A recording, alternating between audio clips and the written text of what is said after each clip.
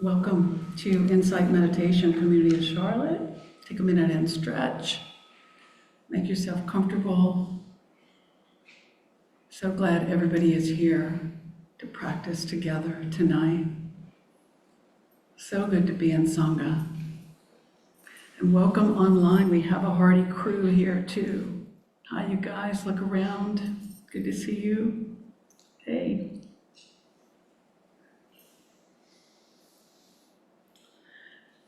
So when I begin to prepare for a talk, I start to pay attention to my meditations, to my sitting time, and I kind of tune in to what's up for me, that would be a natural topic to talk about. And so I started doing that sometimes 10 days to 2 weeks before I talk. That gives me time to do a little research and to kind of pay attention to where I am in my own practice. So what kept coming up for me when I prepared for this talk was the word heart.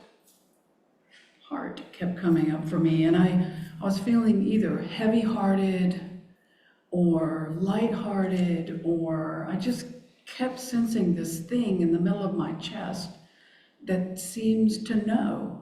It seems to have some wisdom to it.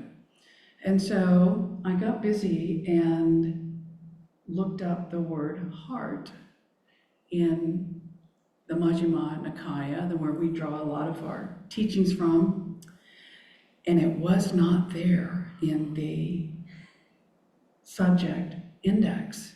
It simply wasn't there, which kind of blew my mind because I've been studying this for a long time and I had never noticed that. So I thought, well, maybe the word love will cross-reference. So I went and the word love was not there.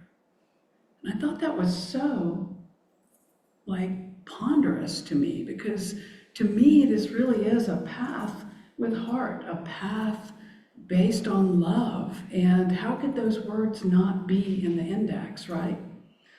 So that meant I had a lot of digging to do, and hopefully I'll be able to synchronize and synthesize what I did find around heart and love in reference to what the Buddha taught and what we come here together to hear about and learn about.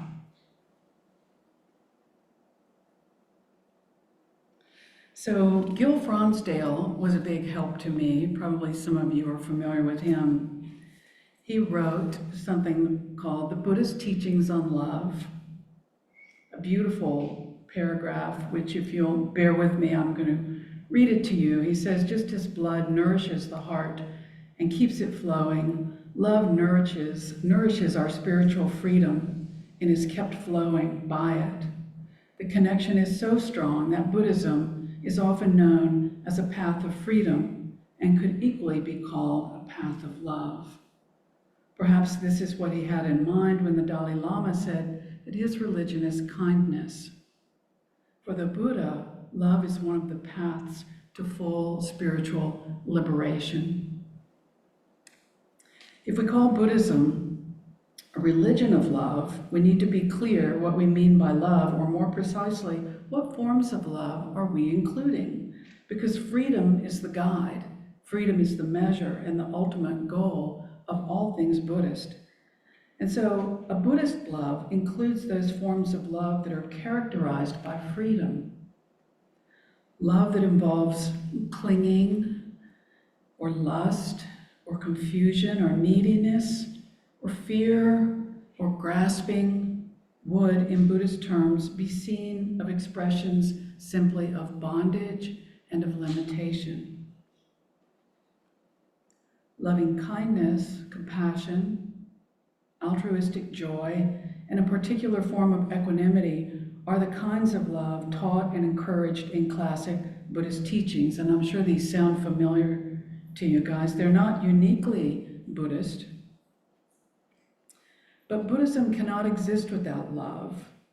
Although love can exist happily apart from Buddhism, learning the ways of these four loves does not require one to become a Buddhist and only requires a willingness to develop our innate capacities for goodness, basically. So that was really helpful. Thank you, Gil Fronsdale. He obviously thought about this before I did. So my nerdy brain thought, well, when was the word love first used, and why did he leave it out? So it was first used about 5,000 years ago in a very primitive language, and it meant to care deeply for or to desire. And it sounded a little bit Germanic. It was like Lube, L-E-U-B-E, or something like that. So the word was in existence when the Buddha taught. And I can't say what his intentions were, but I would guess that he was intending, as Gil Fronsdale stated so clearly, to steer clear of the desire that ensnares us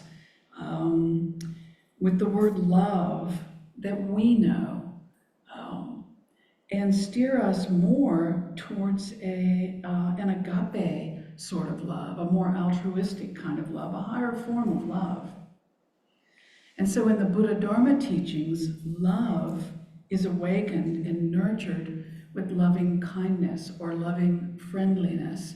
It's a kind of love that actually is focused on giving instead of receiving. So this kind of love springs from an intention of well-wishing and eventually the intention of liberation. From the Buddhist perspective, this noble love is both simpler because it has no self-serving motives attached to it, or very few, and it's also more complex because it's not a run-of-the-mill aspiration. It intends the ultimate liberation of the heart and mind, to be free of craving, to be free of clinging. So love from the Buddhist teachings can be defined in one way as deeply caring actions issuing from a patient and wise heart. And that is why you find compassion smack dab in the middle of our teachings over and over and over. You hear wisdom and compassion, the two wings of the Dharma. Along these lines, we're often encouraged to have compassion for ourselves because we're all in this human being boat together. So we kind of practice on ourselves, and that makes it easier to have real compassion for others because we feel like, yeah, just like me, you want to be happy too. So this is such a helpful reminder for me on days when the world feels raw or ugly or disappointing. It even feels dangerous sometimes. I can pause, you can pause, we can say to ourselves, yes, honey, sometimes the world is like this. It hurts, it's disappointing. That's part of reality too. Maybe some days we just can't seem to find joy or kindness, but we can bring compassion. We can have these strong feelings with and for ourselves, saying, yes, I have strong feelings sometimes. Yes, other people have strong feelings sometimes. It's a perfect time when we're feeling the lack of love or kindness to reach for equanimity and realize that many, many people feel this way, whether it's exhaustion or failure or sadness or loneliness. We can say out loud, may we all feel comfort and strength. You think about all the people that struggle. And in doing that, we can create at least a momentary solidarity. I actually take my focus off myself and I think of other people who might not have a place to sleep, or might have lost a child, or might be struggling with something far bigger than the things I struggle with. And I consider this mental hygiene. This is gently taking care of difficult feelings feeling them, but not really setting a place at the table for them. Because feelings change like the weather. So remembering the big picture that many things are happening all the time, and whatever's going on with us is just one thing of many, and it's almost always temporary. So one thing that I felt when I was preparing for the talk was rocks in my heart. I was sitting and trying to describe to myself what I was feeling, how my heart was feeling, and that was the phrase that came. It doesn't sound so soft or nurturing, does it? So turning in with curiosity and just allowing that feeling was a soothing balm to my rocks in the heart feeling. Shortly after that, I came across this from a British meditation teacher. Jeff Foster is his name. I invite you to close your eyes and listen to this reading. Do not try to open your heart. That would be a subtle movement of aggression towards your immediate embodied experience. Never tell a closed heart to open. It will shut more tightly to protect itself, feeling your resistance and the possibility of disapproval. A heart unfurls only when conditions are right, and your demand for openness invites closure. This is the supreme intelligence of the heart. Instead, bow to the heart in its current state. If it's closed, let it be closed, and sanctify the closure. Make it safe, safe even to feel unsafe. Trust that when the heart is ready and not a moment before, it will open like a flower in the warmth of the sun. There is no rush for the heart. Trust the opening and the closing too, the expansion, the contraction. This is the heart's way of breathing. Safe, unsafe, safe, unsafe. This is the beautiful fragility of being human and held in the most perfect love.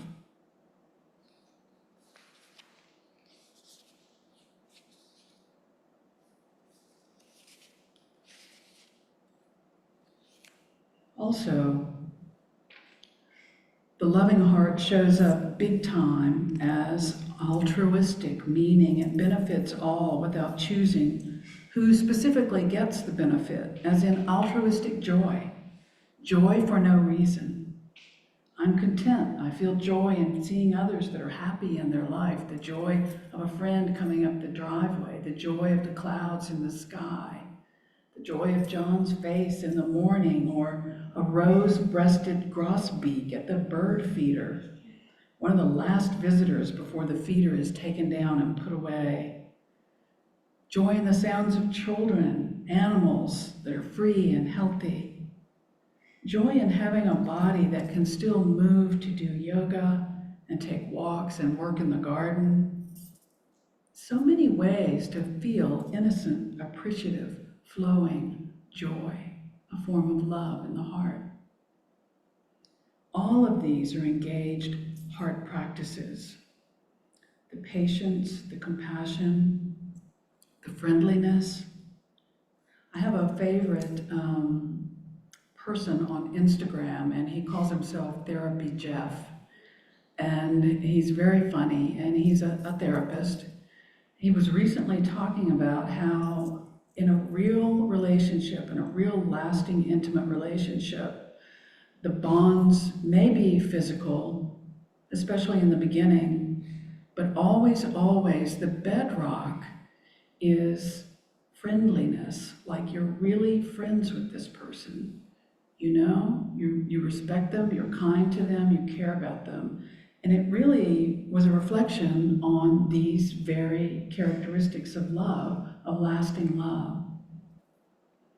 And so the more we embody these, the more natural they become. We still might have rocks in the heart on some days, but we can be sure that we're growing in our natural capacity for goodness, even just to be able to sit with rocks in the heart and notice that. That brings us into equanimity. We're able to just accept whatever's going on in a balanced and cool way, a calm heart practice. Equanimity is seeing the world with calm and quiet eyes and a tranquil spirit. It's the power to observe whatever's going on without getting caught up in, it should be different somehow. So when you came in, there were some handouts, and if you didn't get one, there's probably still some on the table.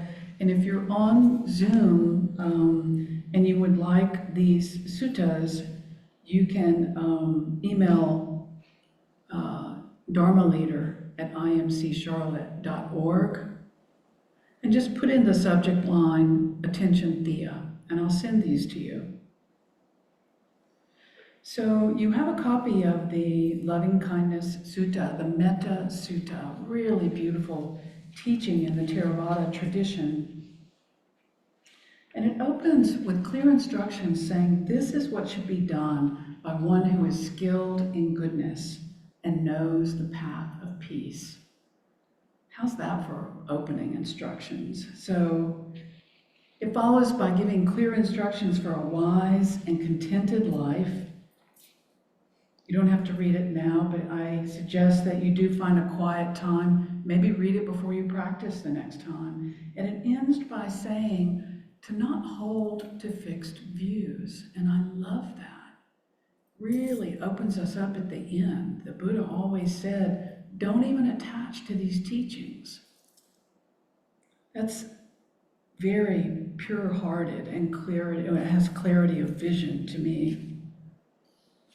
So the Metta Sutta, the Buddha's words on loving kindness from the Samyutta Nikaya. I hope that you'll take that and read it. And for me, when I pause and come back to that, I keep it in a folder near my desk. It's so encouraging. It's so pure. It tells me what to do. It tells me to be easily satisfied. And I need to hear that every day. John can attest to that probably. So why don't the Buddha's teachings include the actual word love? I'm fairly certain, and I'd love to hear your thoughts, any thoughts on this, that he really, really wanted to make a distinction between the more common romantic love that immediately comes to mind for us, the desirous kind of love, and really point us towards a more inclusive, unconditional love. And so he always paired the word love with kindness or friendliness or compassion to open it up. The agape love that's taught in the Judeo-Christian system and that this sort of love refers to is not really based on emotions or feelings. It often flies in the face of that, where you're doing something despite a feeling that you're having. You're still doing the right thing. It's an intentional choice to love. It's along the lines that all flourishing is mutual. And I love that term. I brought the book that comes from, if you'd like to take a look at it. All flourishing is mutual. Another reason that's linked to the Buddhist concept of emptiness is the Heart Sutra, and that was also in the foyer. So the Heart Sutra is a widely revered text from Mahayana Buddhism. And I know a few people are saying, but wait, we're Theravada Buddhists. Or wait, am I even a Buddhist? I'm not sure. So just please set all that aside and just for a different contemplation, and let's just take a quick look at the Heart Sutta, or Sutra, they're the same word. It's not uncommon for profound teachings to get watered down in order to make them more quote-unquote accessible. This is the short version of this sutra. Both versions are often chanted at the beginning of Mahayana Buddhist ceremonies as a blessing and as a way to cultivate wisdom and compassion. Because this teaching is about the heart, but it's centered on the concept of emptiness or sunyata. And so how can that be?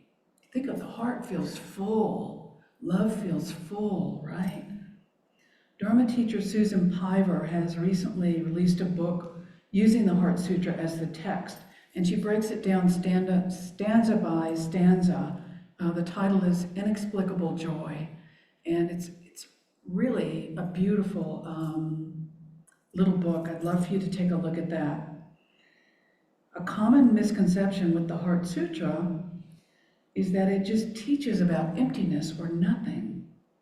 But really, it's referring to the fact that we don't have an inherent fixed nature, that nothing is permanent, that everything is interdependent, which is what Thich Nhat Hanh focused on. All things lean on each other. All things depend on each other. We're so closely woven that none of us can exist without others. It's about impermanence and emphasizes the interconnectedness of all things. It's a beautiful unity and emptiness song, something to be aware of and consider when you study the Buddhist teachings, because it's so well known. I felt I needed to bring it tonight just to make sure that we all know about it. Even though it's not part of the Pali Canon, which is the collection of scriptures that Theravada Buddhists pull from, the early teachings is where we focused. It is a key text in Mahayana Buddhism. And so it's, I think, something to be learned from. I think it's quite beautiful. So when I began contemplating the heart, it just went in so many different directions. I'm going to focus us back down to the two wings of truth, wisdom and compassion, as heart practices at the center of what we hope to do every day. There's a writing that says it's better to have a heart without words than words without a heart. Our hearts somehow must be tender and wise at the same time, which can be a challenge. We have to sort of recalibrate constantly, connecting the thinking mind with the feeling heart, drawing wisdom from both, letting them inform each other, and find that delicate balance that's required to re-engage wisdom and love, to keep balancing it. One way to do this is to ask yourself throughout the day, is this wise? Is this kind? Recently, I learned of a term called virtue signaling. Do you guys know what that is? Some of you? Okay. I was chagrined because as I was writing this talk, virtue signaling is designed to publicly show actions or opinions intended to demonstrate one's good character. And I thought, eek, has this whole talk been that? I hope not. And at the risk of even more virtue signaling, I have this story to share that will wrap us up. Some of you know that a little over a month ago, I was driving home from an appointment with Marcos and Polly, and I saw a tiny puppy running in and out of heavy traffic. There was construction going on, there were jackhammers, it was chaotic. I got the car turned around, got off the road, and got to the puppy, who was so freaked out I literally had to lunge for it, landing on my belly to keep it from running back out into traffic. I put her on my lap in the car to take her home to try to calm her down and check her out, and she immediately peed all over my lap. And then the next thing she did was bite me with these teeny little grain of rice teeth. For the next several days, John and I called and posted, and we couldn't find anyone that was missing a baby Chihuahua. With the help from the good folks at Chihuahua Rescue of Charlotte, we are now her foster parents. So We have neighbors bringing food and little tiny diapers because, of course, she's not housebroken.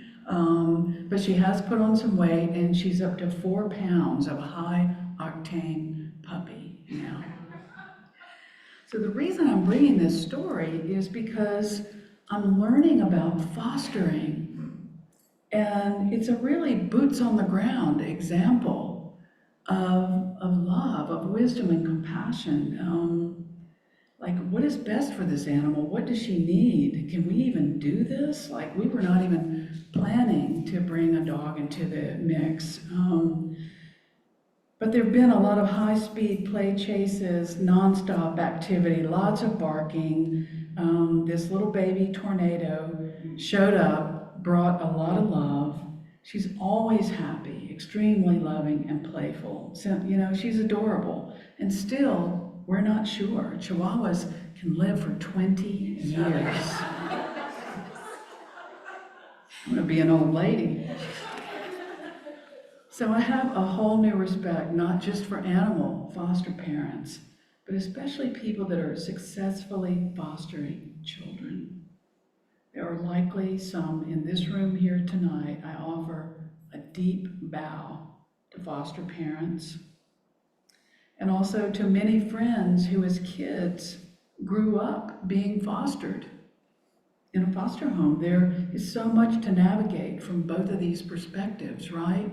So many kinds of love to navigate. Thankfully, our heart energy is vast and wide. So many opportunities to learn every day that contentment lies in accepting the present moment and trusting in the natural order that is the Dhamma. Even practicing loving kindness for the time it takes to snap the fingers is beneficial. And this is how we stop knowing about the Dharma and start living the Dharma. Each little drop of practice is significant, and as the Buddha said, with dripping drops of water, the water jug is filled. Thank you for being so patient tonight, listening to this talk, and I hope there was something beneficial for you here.